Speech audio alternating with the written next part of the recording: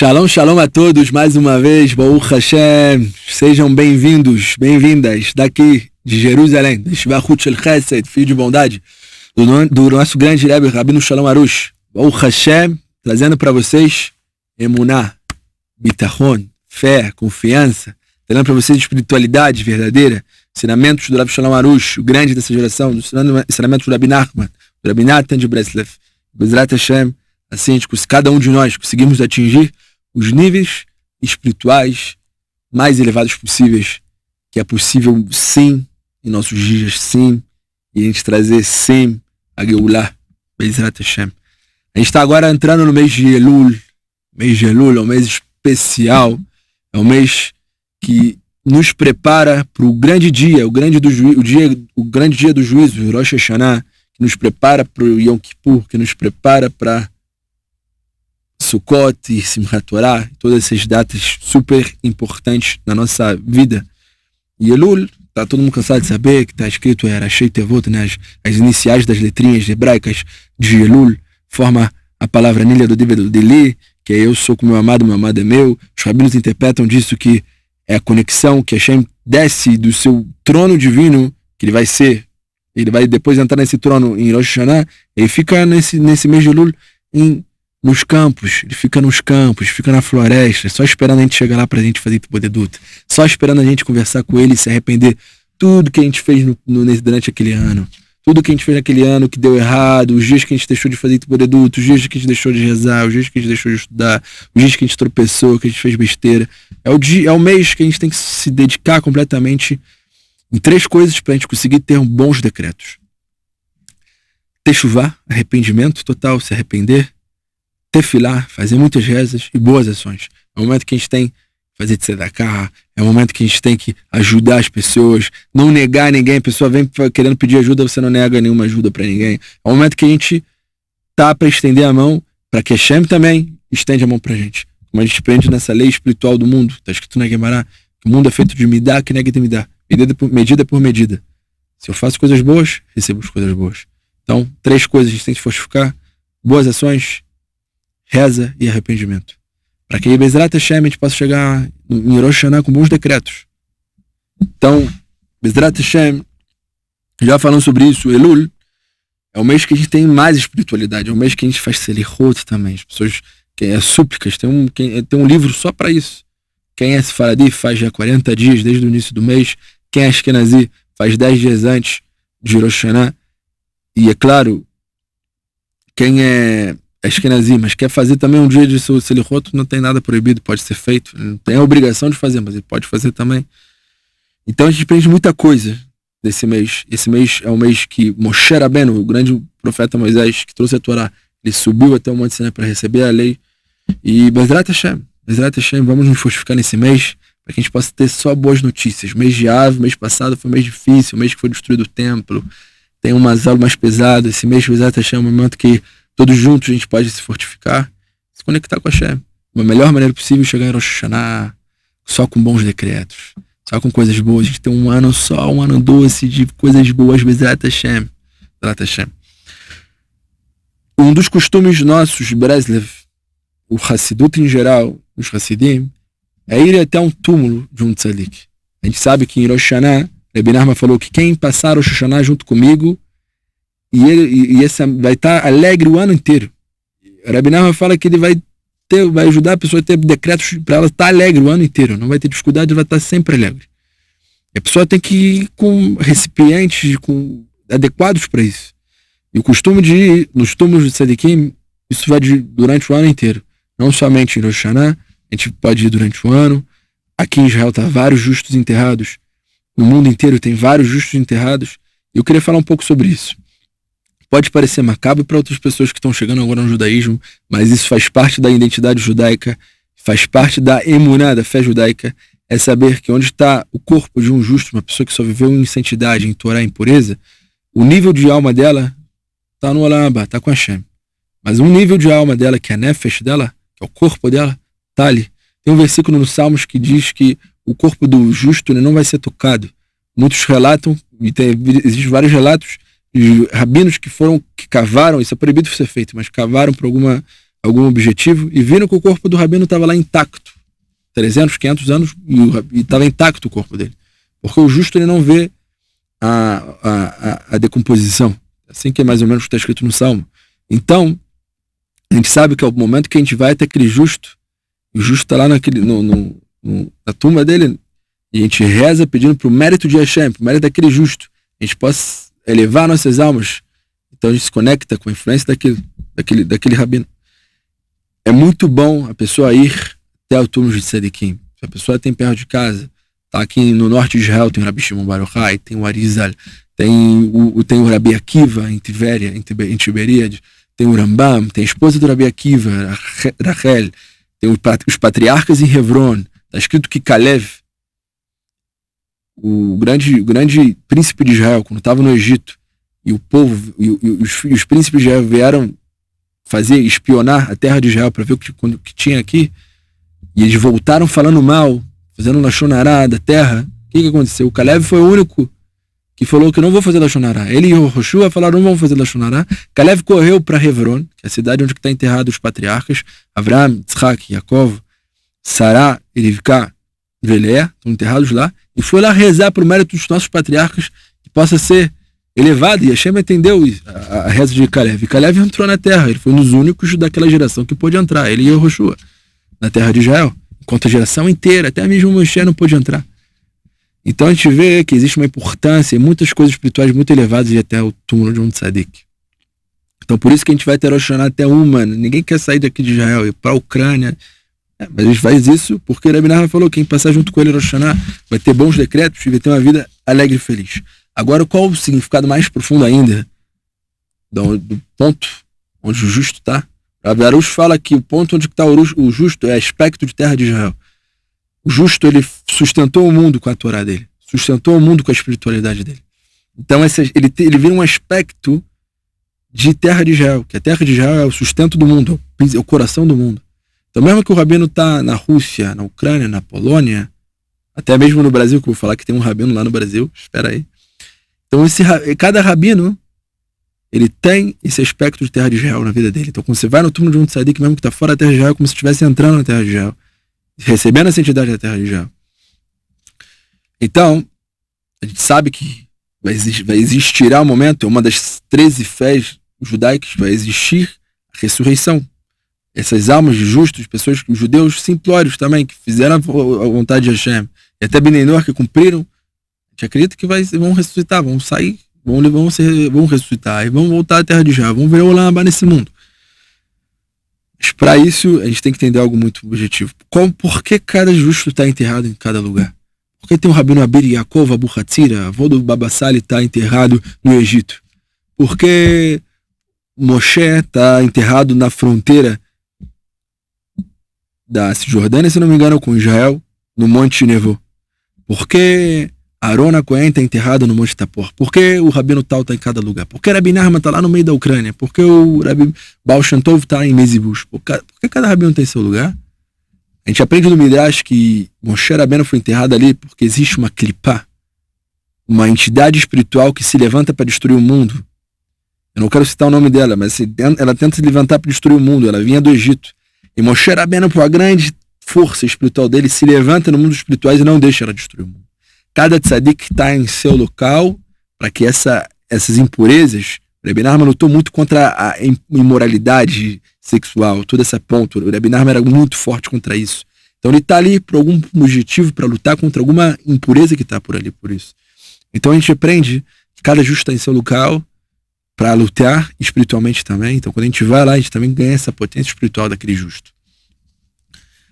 Como eu falei, existiu um grande rabino, pelas minhas pesquisas, pode ser que estou errado, mas é o único grande tzadik que está enterrado no Brasil, gente. No Brasil mesmo.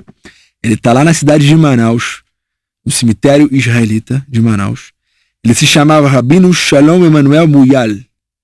Foi um grande justo cabalista do Marrocos, na época de 1800 por aí, 1810, 1850, teve uma grande grupo de judeus do Marrocos, foram até o norte do Brasil e também chegaram até Manaus, como até hoje tem judeus lá, o pessoal que acompanha a gente, que a gente tem contato também, um abraço para todo mundo.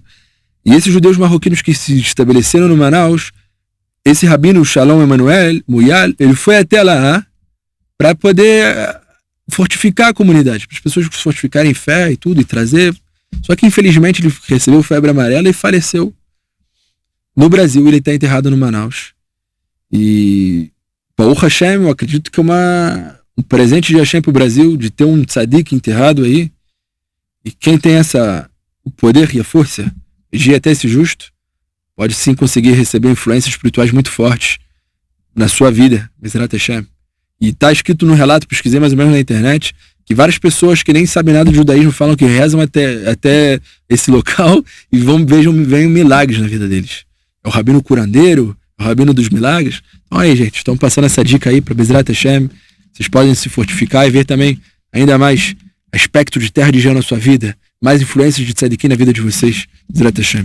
Com isso, vou contar uma história rápida do Rabbi Nachman de Breslov. E essa história, ela é muito, muito, muito forte para também decifrar esse ponto de um contato entre a gente e o tzadik. E também explica o nosso motivo de ir até uma em Rosh Hashanah. Havia um rabino que não tinha filhos. Depois de muito tempo, nasceu para ele um filho único. O rabino o criou, educou e o casou. O filho costumava ficar em um sótão estudando Torá. Como era costume entre os ricos, ele estudava e rezava, mas sentia dentro de si que algo lhe faltava, não sabia o que era.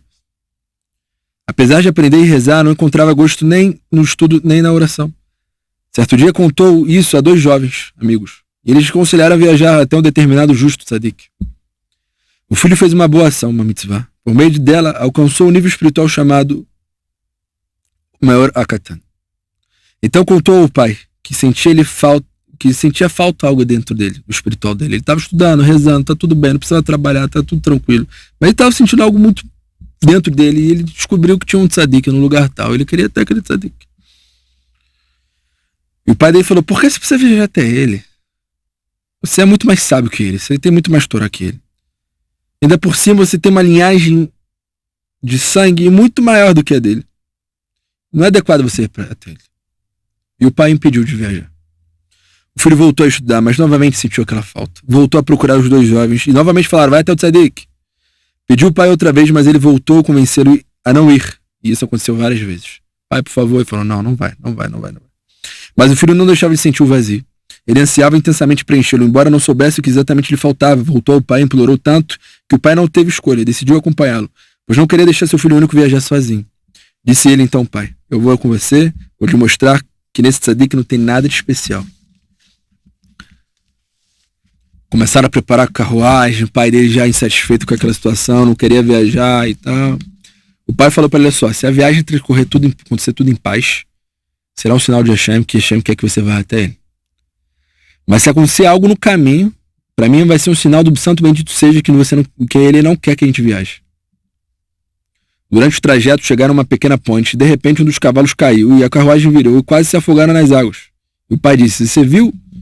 A viagem não aconteceu em paz. Hashem não quer que a gente vá até ele. E voltaram para casa. O filho voltou ao estudo, mas novamente sentia aquela falta. Implorou o pai, por favor, me deixa ir até o tzadik. Estou sentindo algo, preciso ir até ele. Por favor, me ajuda. E o pai dele falou, vamos lá. Vou fazer um sinal. Se aconteceu outra vez, que nem aconteceu, a gente vai voltar. Quando foi lá mais uma vez, o pai estabeleceu o mesmo sinal. Quando viajaram, os 2 eixos da carruagem se quebraram de uma vez. E o pai disse, você tá vendo? Isso não é normal.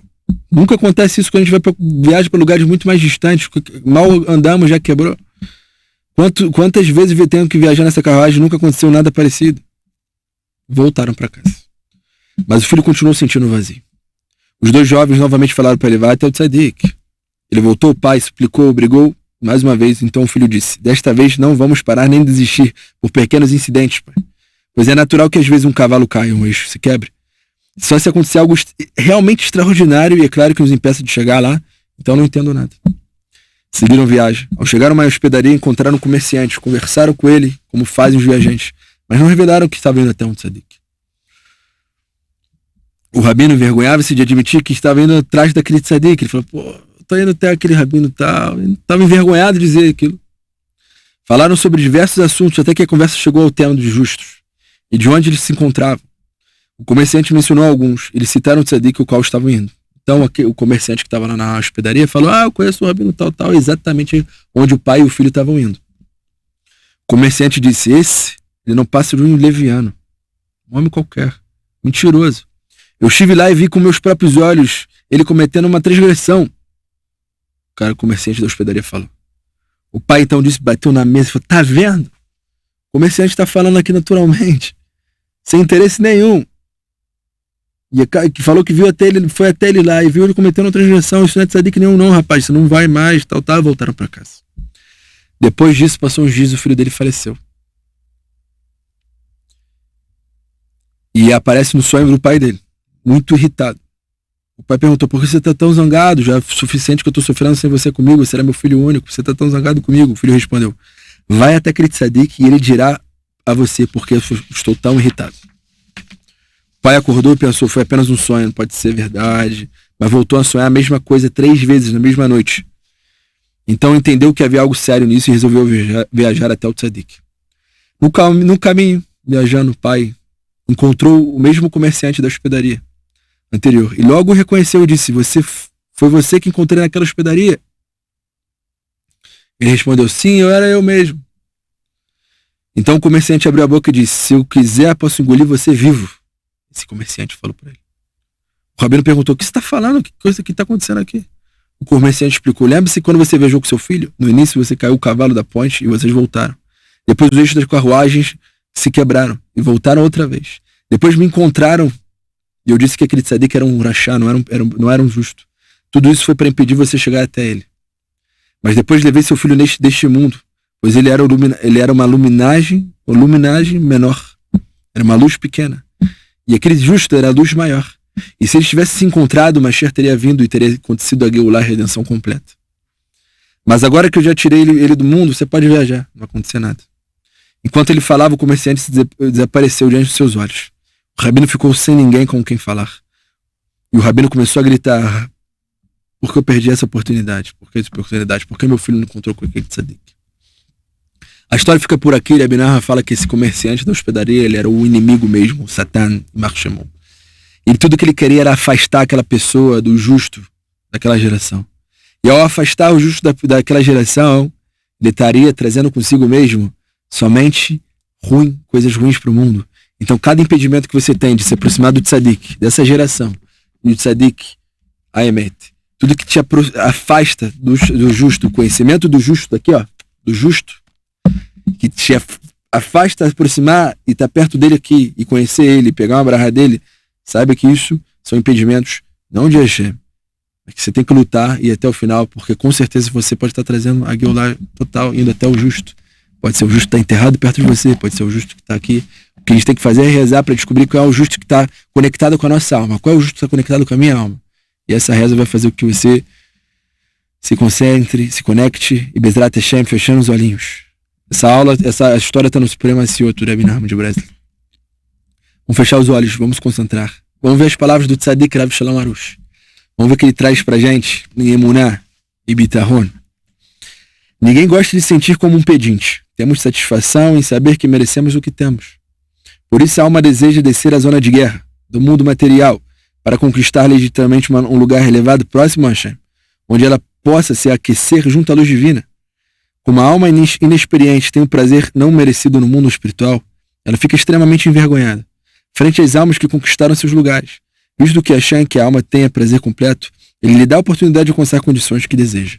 Conforme a gente tinha lido nas aulas anteriores, a gente tem uma missão, e a alma tem uma missão lá, está lá vagando com Hashem, no trono divino, e ela nem tem consciência divina de quem é Hashem. Então ela vem para esse mundo para ela começar a ter consciência de quem ela é, de quem é Hashem, como ela precisa de Hashem, como é a terra sentir falta de Hashem. E ela vai ver que está na zona de guerra, e quanto mais ela luta, e quanto mais ela pode se fortificar e avançar espiritualmente, ela vai ter um lugar melhor na eternidade.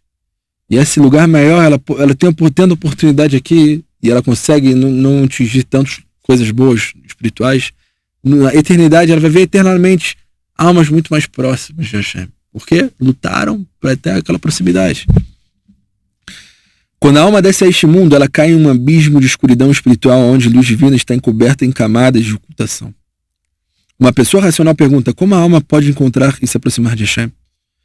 Em um ambiente onde tudo parece esconder ou negar sua própria existência, tô aqui nesse lugar de lamaçal, nesse mundo, sei lá, tão distante, todo mundo que tá à minha volta não tem a mesma fé que eu tenho, como pode ser?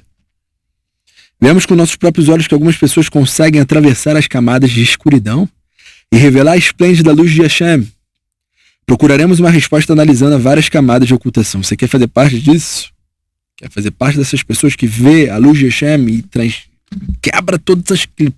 é maldição hereditária, é não sei o que, é várias desculpas que tem aí, gente, isso é tudo brincadeira. É só você fazer o que eu fiz. Ficar no seu quartinho. Não falando isso pra me honrar, não, mas ficar no seu quartinho. E rezar. E fazer Tiboredut. E horas e horas de estudo de Torá. E fazer todo o Shaharit Miharvit. E passar noites e noites estudando. E passar a noite fazendo mikveh. Uma hora você vai quebrar tudo que tá te impedindo a chegar a atingir o que tem que atingir. Vamos lá, vamos ver algumas ocultações que o Rav Arush traz aqui. Primeira ocultação, natureza. As leis da natureza parecem absolutas e, portanto, ocultam a providência divina individual de cada criação. Poderíamos pensar que Hashem quisesse tomar sua presença aparente no mundo material. Ele faria muito mais milagres que ninguém se enganasse enquanto a sua existência é soberania. Então a natureza, tudo que o mundo natural faz com que a gente esqueça Hashem. Segunda ocultação, o ser humano. O ser humano obstrui, impede, dificulta a emuná e a iluminação de Hashem. Como tem livre-arbítrio, o homem pode fazer o que quiser, quando quiser. Quando ele mente ou rouba, não cai um raio do céu em sua cabeça na hora que ele cometeu aquilo. Quando ajuda um cego ou um incapacitado a atravessar a rua, um anjo não desce da terra para colocar no seu bolso um cheque de R$100. Superficialmente, Hashem não reage ao bem ou ao mal que as pessoas fazem imediatamente. Então, onde está Hashem? E ainda pior, já que a maioria das pessoas não faz ideia do que seja emuná, sua fala e perspectiva reflete heresia e egocentrismo, Porque Hashem não faz com que seja mais fácil acreditarmos nele. Porque Hashem não faz. É uma outra ocultação ao próprio ser humano. Terceira ocultação, o corpo. O corpo físico que hospeda a alma é a forma mais grosseira de matéria, com suas necessidades e desejos que puxam na direção oposta da espiritualidade e da divindade. O corpo é vigorosamente atraído por confortos físicos, o que oculta ainda mais a alma e a luz divina de Hashem. Porque o corpo tem de ser tão estúpido. Hashem não poderia ter criado um corpo mais receptivo e refinado espiritualmente, para que fosse mais fácil reconhecer Hashem. Não foi assim. Então, a outra ocultação é o corpo. Quarta ocultação, testes e problemas. A vida neste mundo oculta a presença de Hashem de várias maneiras. A palavra hebraica para o mundo, olam, é derivada da palavra elem, que significa ocultação. Ne'elam, sumiço. Os testes de problemas da vida cotidiana, dificuldades financeiras, doenças, crimes, discórdia internacional, pressões emocionais, ocultam a benevolência de Hashem. Terror, acidentes fatais, crianças incapacitadas e outras injustiças aparentes fazem com que a emuná seja quase impossível. Onde está Hashem? A pessoa se pergunta. Hashem não poderia deixar a vida mais fácil, sem holocaustos, sem tsunamis, sem ataques terroristas, sem bombas nucleares? Não poderia. Mas não, mais ocultação. Quinta ocultação, Torá e Mitzvot. A Torá e as Mitzvot são as mais difíceis ocultações da luz de Hashem. Isso porque superficialmente muitos mandamentos dificultam a vida neste mundo. Por exemplo, mesmo que precisamos de dinheiro, não podemos trabalhar no Shabat. Temos de jejuar em alguns dias, mesmo quando o tempo está quente e seco. Nas primeiras horas da manhã, o mais produtivo horário de trabalho, os homens têm que colocar tefilim, talit e rezar. Mesmo que tenhamos de cuidar dos negócios imprescindíveis, precisamos também dedicar um tempo de estudo de Torá e deixar de trabalhar. Parece que a Torá e as mitzvot são totalmente incompatíveis com a vida neste mundo. De uma perspectiva mundana, elas simplesmente nos limitam, tornando uma vida dura ainda mais difícil. Por que Hashem não adaptou a Torá e a vida neste mundo? A perspectiva da emuná e Torá e as mitzvot facilitam a felicidade e o sucesso. No entanto, a maioria das pessoas é incapaz de olhar o mundo do ponto de vista de emuná, porque Hashem deixa espaço para confusão e erro. Por quê? A maior ocultação está na falta da definição exata do desejo de Hashem e do estilo de vida conforme a Torá. Até os rabinos divergem sobre o que Hashem quer de nós. E ainda pior, entre o que escolhe uma vida de Torá, poucos realmente conseguem se aproximar de Hashem de verdade. Você sente vontade de gritar, isso tudo parece injusto? Tudo parece ocorrer contra a nossa busca de Hashem e a emuná? As portas da dificuldade se fecham em nossa cara e parece que o mundo todo está contra nós para nos prevenir e de sentir a presença de Hashem. Somos bombardeados por estímulos agnósticos e ateus do dia todo. Nós nos voltamos à Torá para consolo e parece que até ela nos está afastando. Porque a Torá tem de ser tão confusa e aberta em um leque de tão grande de argumentos e interpretações. O que a gente tem que fazer? Se o propósito desse mundo, o mundo material, é conhecer Hashem, então por que essa tarefa tão difícil, a vida, não poderia ser mais fácil? Para que a alma luta, uma batalha perdida? Por quê? Gente, a gente está na página 180 e 181 do livro. Depois que a gente entendeu o que é os fundamentos da fé, depois que a gente entendeu o que é a fé, depois que a gente entendeu como ter fé, depois que a gente entendeu como passar em cada dificuldade na vida, mesmo assim nos perguntamos o que é fé. Mesmo assim a gente chega na conclusão, onde está a fé? Como é que eu vivo com a fé no dia a dia? Como é que tem crianças incapacitadas? Como é que existem problemas emocionais, terrorismo, guerras? Porque quando eu vou estudar a Torá, os próprios mandamentos são difíceis de ser cumpridos? Porque quando eu começo a estudar a Torá e me aprofundar ainda mais na Torá, existem opiniões assim, opiniões assadas e coisas assim que é isso? Que mundo é esse que a gente está? O corpo material cheio de desejos. Por quê? Bezrat Hashem, vamos ver semana que vem. Espero aí com vocês que Hashem possa iluminar nossa mente, ter a resposta concreta e verdadeira. O porquê já foi falado várias vezes, mas a gente vai encontrar mais o porquê que o Rav Arush trouxe aqui. Semana que vem, vamos estar aqui outra vez. Tudo de bom, gente. Que Hashem abençoe vocês com muita shalom e emuná. Shalom, shalom.